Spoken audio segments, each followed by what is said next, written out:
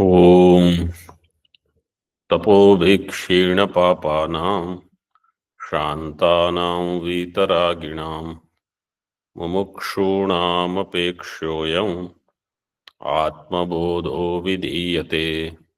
शङ्करं शङ्कराचार्यं केशवं बादरायणं सूत्रभाष्यकृतौ वन्दे भगवन्तौ पुनः पुनः। ईश्वरो गुरुरात्मेति मूर्तिभेदविभागिने व्योमवद्व्याप्तदेहाय दक्षिणामूर्तये नमः। ओम शांति शांति शांति।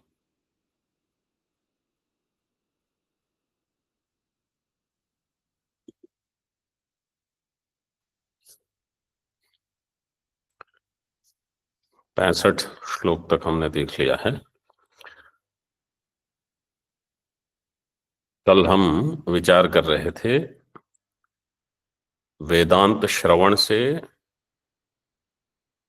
शब्द का जो सामान्य ज्ञान है, शब्द में एक शक्ति होती है, वो शब्द की शक्ति सामान्य ज्ञान को पहले बताती है। इसके पश्चात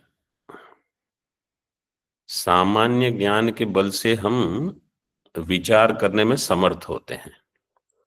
विचार करने से तात्पर्य निर्णय होगा। उस तात्पर्य निर्णय में अन्य चीजों का भी उपयोग कर सकते हैं और फिर जो निगमन होता है वहां शब्दों का एक विशेष अर्थ प्रकट होगा। फिर कि इस शब्द का यहाँ यही अर्थ है। ऐसे तो शब्द का सामान्य अर्थ पहले ज्ञात होगा, पश्चात विशेष अर्थ ज्ञात हो जाएगा। इस प्रकार से वहां ज्ञान होता है। श्रवण का इस प्रकार से लाभ है। यहां तक हमने देखा। अब आगे देखिए। अब ये बहुत ही महत्वपूर्ण पंक्ति है टीका में। इसको आपको अंडरलाइन करना है तो कर सकते हो। एवं तावत् उक्तरीत्या अनुभव संपन्नस्यापि तद अभ्यास रहितस्य वासना बलात् किंचिद अज्ञानम संभवति।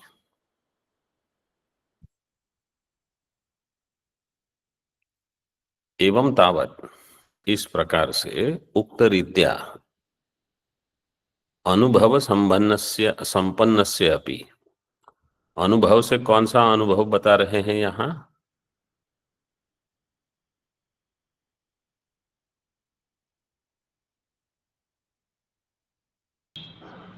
आत्मानुभव। आत्मानुभव सर्वगम सच्चिदात्मानम, जो पूर्व श्लोक में कहा, उस आत्मा का अनुभव। आत्मा जो कि सर्वतः है, यह अनुभव। अनुभव संपन्नस्यापि, अनुभव संपन्न बहुव्रीहि समास है। अनुभवो अनुभवः संपन्नो यस्य सह अनुभव संपन्नः। अनुभव का अर्थ है ज्ञान। जिसको ये ज्ञान हो गया,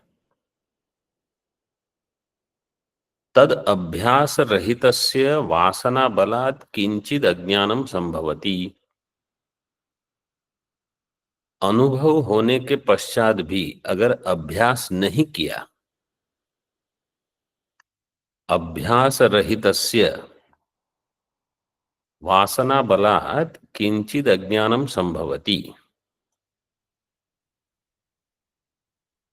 तो सभी लोगों का अनुभव भी है कि हम एक बार वेदांत पढ़ते हैं। जिस समय वेदांत पढ़ते हैं, सुनते हैं, बहुत तीव्र ऐसी समझ बन जाती है कि मैं ब्रह्म हूं, या तो सब कुछ ब्रह्म है, या जगत मिथ्या है। थोड़े समय के लिए मन बिल्कुल एकाकार हो जाता है।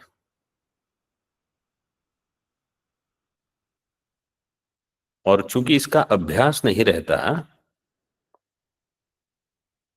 अगले दिन या 2-3 दिन में यह ज्ञान पता नहीं कहाँ चला जाता है। कभी हमको लगता है कि मैं बिल्कुल एकदम नजदीक पहुंच गया हूं, अभी बस अभी अंतिम सीढ़ी है, ब्रह्मनिष्ठ हो ही जाऊंगा। और थोड़े समय में हम कहीं देहनिष्ठ हो जाते हैं। क्यों? अभ्यास नहीं हुआ है और वासना का बल है। वासना बल प्रतिबंध उत्पन्न करेगा, तो जो हम करना चाहते हैं उसमें रुकावट आ जाएगी। और अभ्यास किया नहीं है, इसलिए अभ्यास बहुत आवश्यक है। कुछ साल पहले किसी ने मुझे पूछा था कि स्वामी जी, हम जब श्रवण करते हैं तब तो सब ठीक ही लगता है, और जब श्रवण नहीं करते तो ऐसा लगता ही नहीं है कि हम कभी साधक बने थे। तो साधारण इसका उत्तर यही है कि आपको श्रवण करते रहना पड़ेगा, क्योंकि आपकी बहिर्मुख वासनाएं बहुत सारी हैं।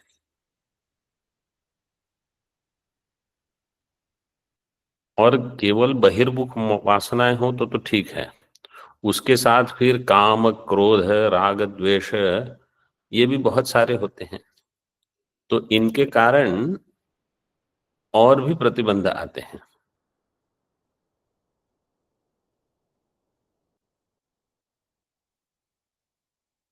तद अभ्यास रहितस्य वासना बलात् किंचिद अज्ञानम संभवति। तो मतलब आचार्य स्वीकार करते हैं कि अनुभव संपन्न जो है उनको भी अज्ञान फिर से संसारी बना सकता है। क्यों? क्योंकि उन्होंने अभ्यास नहीं किया है। इसलिए अभ्यास की बहुत आवश्यकता है। इसलिए ब्रह्म सूत्र में एक सूत्र दिया गया है, आवृत्ति रसकृत उपदेशा।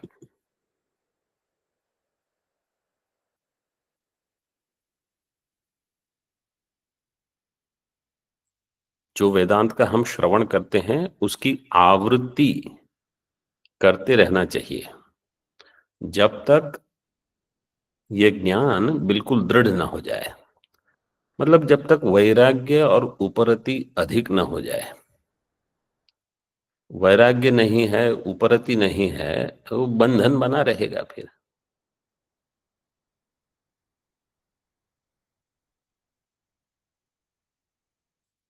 टीका में देखो आगे, तत्परिहारार्थम पुनः श्रवणादीनि कार्याणि इत्याह। तत्परिहारार्थम, तत्का अर्थ क्या है?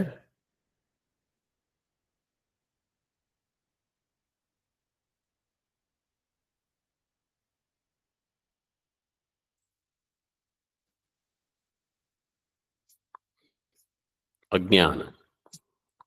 अज्ञान परिहारार्थम, अज्ञान का परिहार करने के लिए पुनः श्रवणादीनि कार्याणि, श्रवणादि पुनः करने चाहिए। श्रवणादि से श्रवण मनन निधिध्यासन। कार्याणि का अर्थ है कर्तव्यानि, इनको करना चाहिए आपको।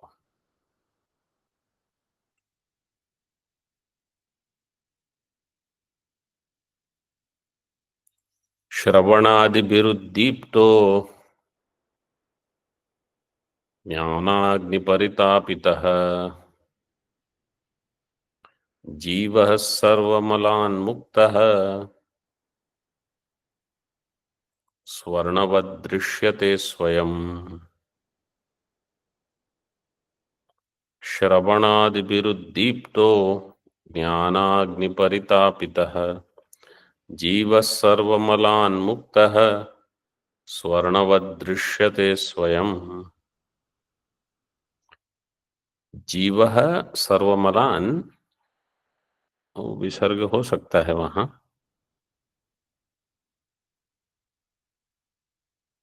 विसर्ग के बदले सकार दिया है।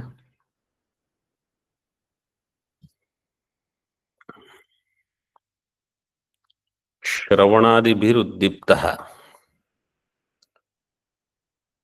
वेदांत के श्रवण मनन से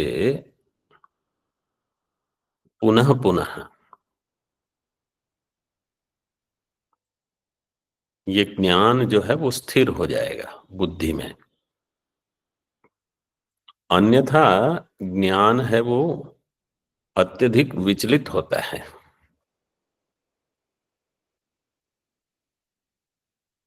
श्रवणादिभिरुद्दीप्तो ज्ञानाग्नि परितापितः। श्रवणादि से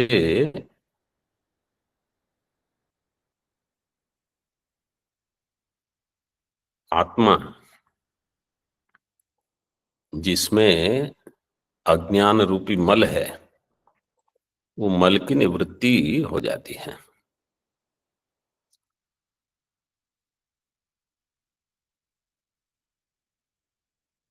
श्रवणादि से हमने जैसे पहले एक आध पाठ में देखा था, प्रमाण असंभावना, प्रमेय असंभावना और विपरीत भावना, इन तीन दोषों की निवृत्ति होती है। इनकी निवृत्ति तभी हो जाएगी जब हमने पुनः पुनः ठीक से श्रवण कर लिया है। जिनको, अब दृष्टांत देता हूं, समझो दो व्यक्ति को कुछ रोग हुआ है, दो व्यक्ति को समझो बुखार हुआ है, फीवर। दोनों एक एक दवाई लेते हैं, वही दवाई। एक को एक दवाई ली और ठीक हो गया, फीवर चला गया, बुखार गया, और दूसरे को अभी है।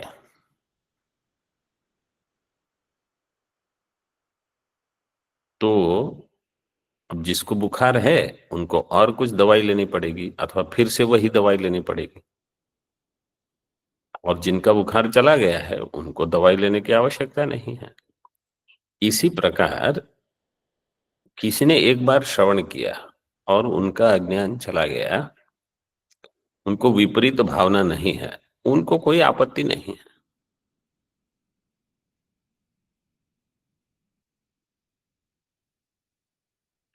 और जिनका विपरीत, जिनकी विपरीत भावना नहीं गई है, जिनका अज्ञान नहीं गया है, उनको पुनः श्रवण करना पड़ेगा।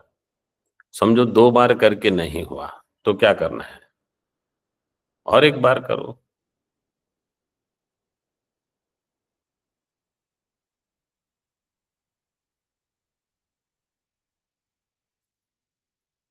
जब तक विपरीत भावना, असंभावना, प्रमाण प्रमेय की असंभावना, ये सबकी निवृत्ति नहीं होती और वैराग्य परिपक्व नहीं हो जाता, उपरति नहीं सिद्ध हो जाती,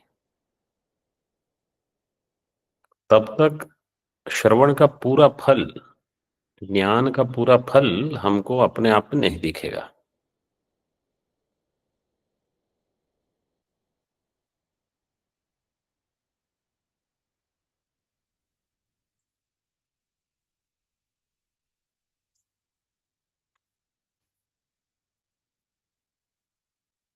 श्रवणादिभिरुद्दीप्तो ज्ञानाग्नि परितापितः जीवः। श्रवणादि से उद्दीप्त, सुवर्ण का दृष्टांत है। जैसे स्वर्ण, स्वर्ण कहो अथवा सुवर्ण, अग्नि से उद्दीप्त हुआ और शुद्ध हो जाता है, सर्वमलान मुक्तः। इसी प्रकार जीव श्रवणादि से उद्दीप्त हुआ, श्रवणादि समझो ज्ञानाग्नि है, अग्नि से उद्दीप्त होने से फिर ज्ञान उत्पन्न होगा, उस ज्ञान से तप्त होकर अशुद्धियों की निवृत्ति हो जाएगी। ऐसे केवल दृष्टांत रूप में बताया है। मुख्य हमको यहाँ क्या समझना है, एक तो पुनः पुनः श्रवण करते रहना पड़ेगा जब तक ज्ञान ठीक ठीक स्थिर न हो जाए। दूसरा, निधिध्यासन की बहुत आवश्यकता है। जहां हमारा ध्यान जाना चाहिए, वहां अगर हमारा ध्यान नहीं जा रहा है, तो इसका अर्थ क्या है कि हम कह तो रहे हैं कि ये ब्रह्म है, वो ब्रह्म है, लेकिन मेरी समझ बन नहीं रही है, तदाकार वृत्ति नहीं हो रही है।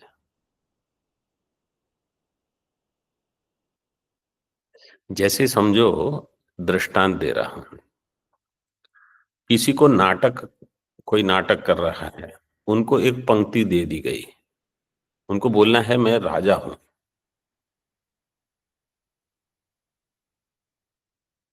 तो बोल देगा, क्योंकि पंक्ति कंठस्थ कर ली, मैं राजा हूं। लेकिन उसकी बुद्धि नहीं बन रही कि मैं वास्तव में राजा हूं। उसकी बुद्धि क्या बनी है, अरे मैं भिखारी हूं, ये काम कर रहा हूं तो कुछ दो चार पैसे मिल जाएंगे नौकरी के लिए।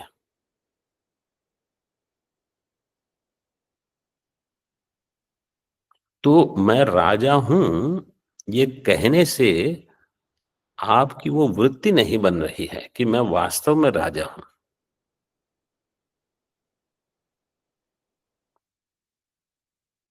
इसी प्रकार से जब हम केवल कहते रहेंगे मैं अपरिच्छिन्न हूं, मैं सर्वव्यापी हूं, लेकिन ऐसी बुद्धि नहीं बन रही,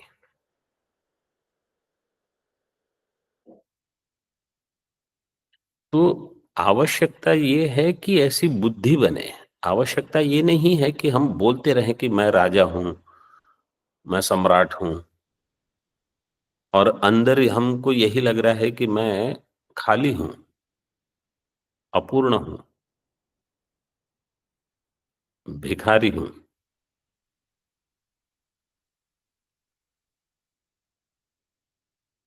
विवेक चूड़ामणि में ये दृष्टांत दिया है, राजा हम इति शब्दान न राजा भवितुमर्हति। केवल कहने मात्र से कोई राजा नहीं हो जाएगा।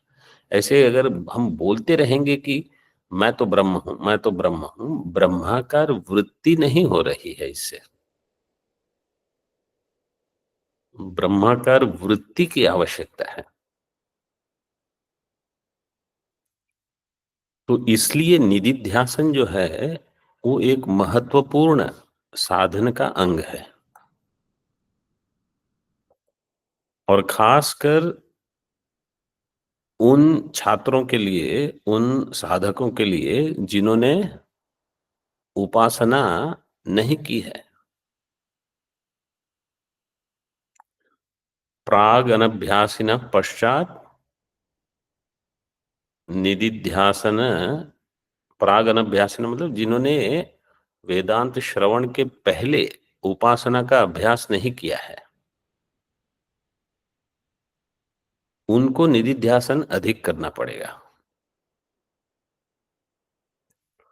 पंचदशी सप्तम अध्याय 104 श्लोक देखिए जरा, तृप्ति दीप में होगा।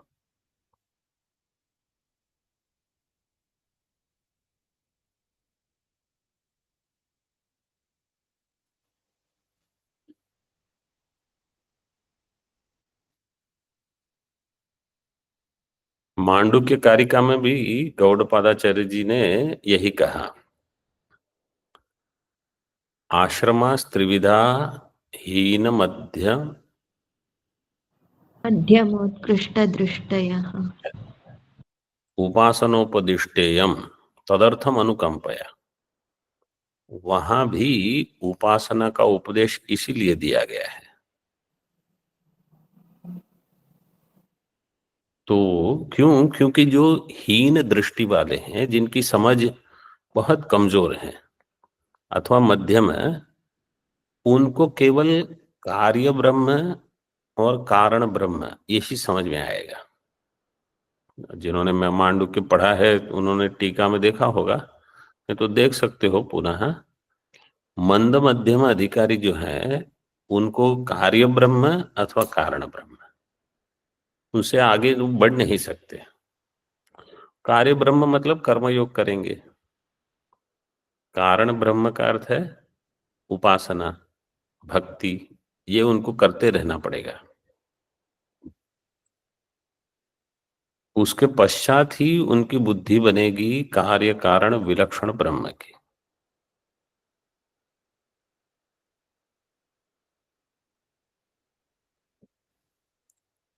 तो अगर पहले उपासना नहीं हुई है तो बाद में निधिध्यासन करना पड़ेगा। निधिध्यासन का सबसे महत्वपूर्ण अंग क्या है कि आपको उपरति चाहिए, आपको समय चाहिए अब। और कैसा समय? आपको दूर हटना पड़ेगा कर्म से, या कोई भी यहां घुसे हुए वहां घुसे हुए थोड़े हटोगे तब निधिध्यासन होगा।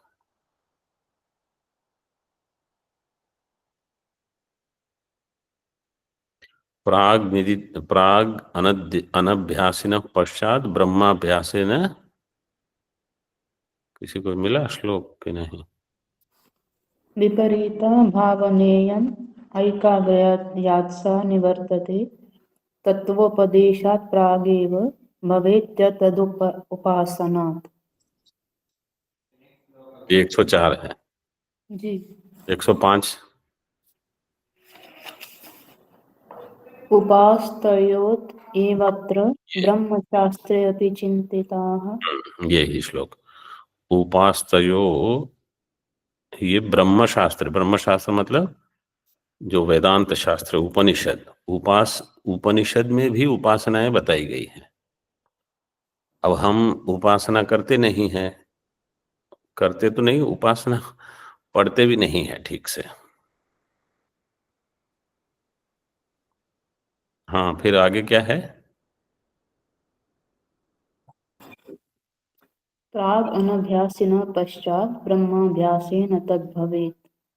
प्राग अनभ्यासिनः, जिन्होंने पहले उपासना का अभ्यास नहीं किया है उनको ब्रह्माभ्यास करना पड़ेगा। लेकिन ब्रह्माभ्यास का अर्थ, जैसे अभी मैं बता रहा था, केवल आप बोलते रहोगे कि मैं सच्चिद आनंद हूं, मैं ब्रह्म हूं, मैं ये हूं वो हूं, तदाकार वृत्ति अगर नहीं बन रही है तो ऐसा ही है जैसे किसी को नाटक की दो चार पंक्तियां उन्होंने रट कर ली है। मैं राजा हूं, मैं ये करूंगा, मैं ये कर रहा हूं, वो उसको पता है कि वो राजा नहीं है। ऐसे पंक्तियां रट के किसी को बताने से कोई लाभ नहीं होगा।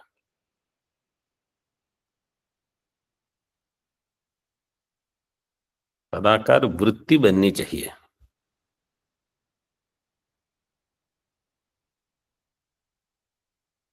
तो इसलिए यहां कहा श्रवण मनन करते रहना पड़ेगा। श्रवणादीनि कार्याणि। टीका में देखो आगे, जीवः प्रत्यगात्मा साभास अहंकार यह श्रवण मननादिभिः दीप्तः प्रकाशितः ज्ञानाग्नि परितापितः। जीव का अर्थ पहले देख लो, प्रत्यगात्मा भी कहा और साभास अहंकार भी कहा। जीव प्रत्यगात्मा साभास अहंकार, मतलब वाच्यार्थ में साभास अहंकार और लक्ष्यार्थ में शुद्ध आत्मा प्रत्यगात्मा। यह श्रवण मनन आदि भी, तो निधिध्यासन भी लेना। श्रवण मनन निधिध्यासन के द्वारा दीप्त प्रकाशित, उद्दीप्त दिया है, उसका यहां अर्थ दिया दीप्त। और ज्ञानाग्नि परितापित का अर्थ दिया है ज्ञानम एवं अग्नि तेन परितापित। अभी आप सोचिए, समझो हम श्रवण कर रहे हैं, समझो कोई 5 साल 10 साल से वेदांत का श्रवण कर रहा है।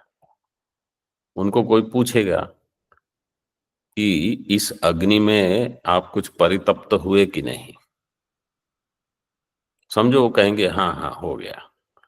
अब प्रश्न ये होगा कि परितप्त हुए इसका अर्थ क्या है? ज्ञानाग्नि परितापित है, इसका अर्थ क्या है? क्या हुआ आपको?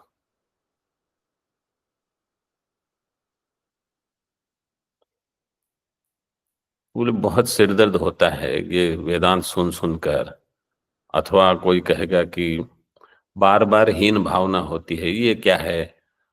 वेदांत कहता है मैं ब्रह्म हूं, मैं जगत अधिष्ठान हूं, मुझे तो ऐसा कुछ नहीं लग रहा।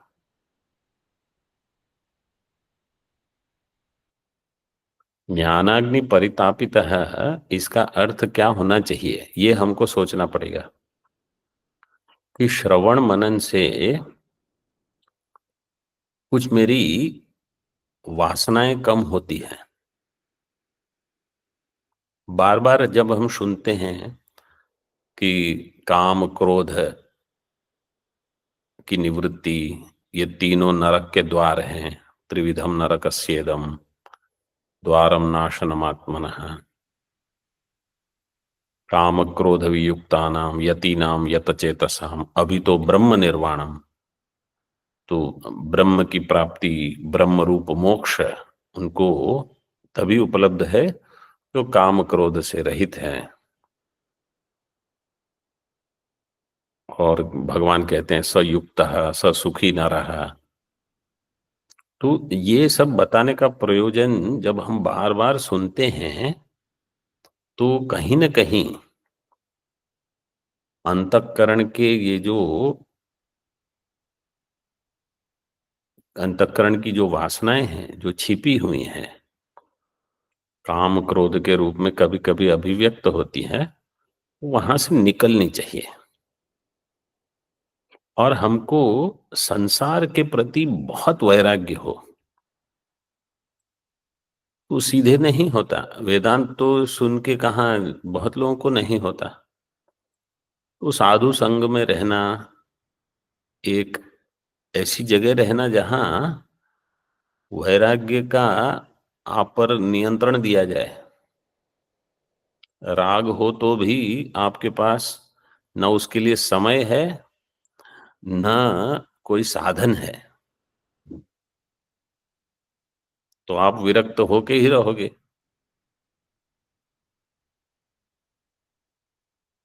तो इस प्रकार धीरे धीरे वैराग्य बढ़े।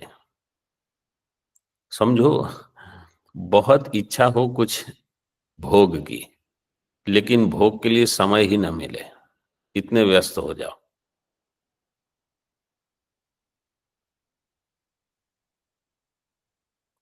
तब आप समझ लो कि आपने अपने आप को सब जगह से बांध लिया।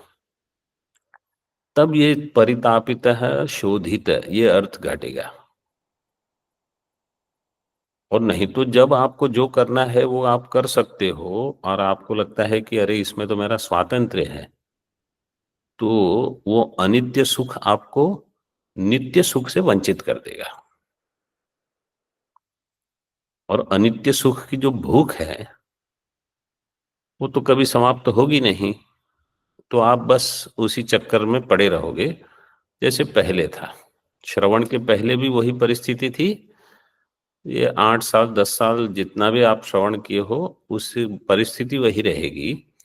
पहले भी अनित्य सुख के पीछे हम पड़े थे, अभी भी अनित्य सुख से ही कुछ न कुछ समाधान कर लेते हैं।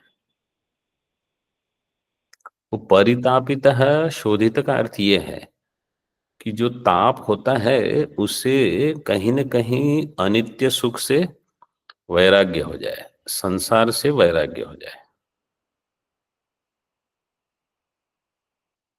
ये है ज्ञानाग्नि परितापित है। अब जिनको हो जाए वो बहुत पवित्र आत्मा है, जिनको नहीं होता है उनको बस ये और करना है कि बहुत सारा कूड़ा कचरा भरा हुआ है अंदर, जल्दी निकलेगा नहीं वो।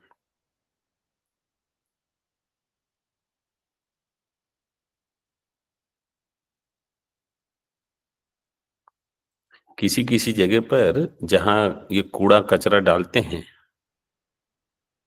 वो समझो बहुत सालों से वहां इकट्ठा करते रहते हैं।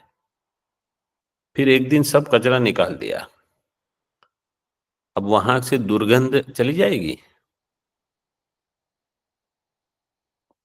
वो दुर्गंध वहां रहेगी थोड़े समय तक। तो जब तक कचरा ही भरा हुआ है तब तक तो दुर्गंध रहेगी ही रहेगी।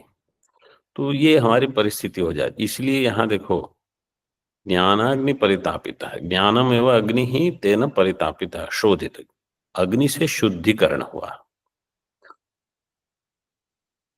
सर्व अज्ञान मलान मुक्त स्वयमेव सम्यक प्रकाशते, सभी प्रकार के अज्ञान रूपी मल से मुक्त है।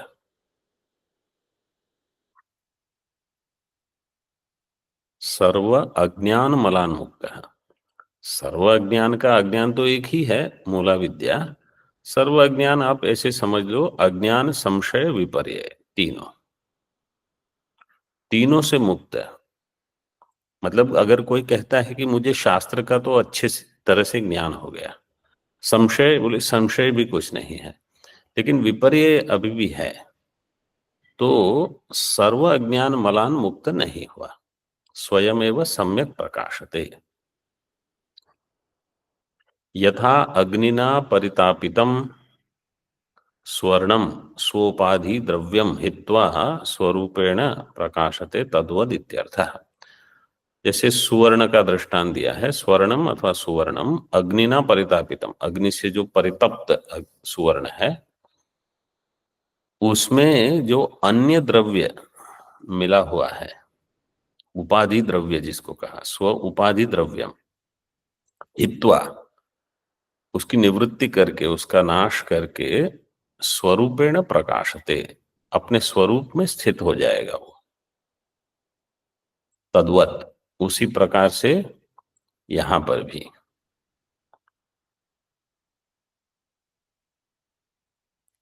तो श्रवणादि, श्रवण मनन निधिध्यासन, इनसे ये होगा, और बार बार करते रहना पड़ेगा।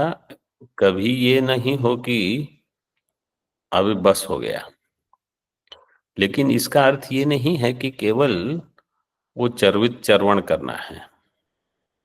जो पहले सुना वही का वही, वैसे का वैसे ही सुन के, और फिर वैसे का वैसे ही किसी को बता भी दिया बिना ठीक से सोचे समझे, तो कुछ नहीं होगा। अगर एक बार श्रवण हुआ, उसी का समझो पुनः श्रवण हम कर रहे हैं, तो साधन चतुष्टय अगर बढ़ा है तो बहुत लाभ होगा।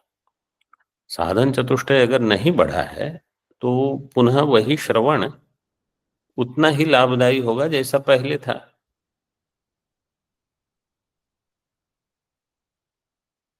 जैसे मैं दृष्टांत देता हूं, अभी छांदोग्य में 8वां अध्याय, प्रजापति जी इंद्र और विरोचन को बोध देते हैं। दोनों ने ज्ञान को सुना। इसके पश्चात विरोचन को लगा कि मुझे सब समझ में आ गया, उपदेश समझ में आ गया। इंद्र को समझ में आया, फिर उसको लगा कि ये ठीक नहीं है। तो प्रजापति जी ने उसको तुरंत उपदेश नहीं दे दिया कि जो वापस आए बोले मैं बताता हूं, ऐसे उसको कहा 32 साल रहो। 32 वर्ष वहां रहने का प्रयोजन क्या है कि आप में कुछ कमी है, वो कमी की पूर्ति करने के लिए आपको रहना पड़ेगा। तो जो साधन चतुष्टय में कुछ कमी है, अथवा जो बहिर्मुखता है, जो प्रतिबंध है, उसकी निवृत्ति के लिए आपको इतने साल वहां गुरुकुलवास करना पड़ेगा। छांदोग्य के 7वें अध्याय में नारद जी में भी कुछ न कुछ कमी है, कुछ न कुछ प्रतिबंध है। उनको इतनी सारी विद्या है उनके पास, और उन्होंने क्या कहा, सोहम भगवत शोचामि। तो अगर कुछ कमी है तो उसकी पूर्ति के लिए आपको कुछ साधन करना पड़ेगा, कि जो कमी है वो अपने आप नहीं भर जाएगी। तो अगर साधन चतुष्टय की कमी है अथवा कोई प्रतिबंध है, तो आप कुछ करो साधन, अथवा रुके रहो मतलब कुछ साधन करते हुए रुके रहो। जैसे ऋषि वामदेव को, उनको भी कुछ प्रतिबंध था, उनको कहा अभी और एक जीवन जीना पड़ेगा आपको। तो तब अज्ञान की निवृत्ति होगी, मतलब ज्ञान वही है, लेकिन जो पहले दोष पूर्वक अंतःकरण था,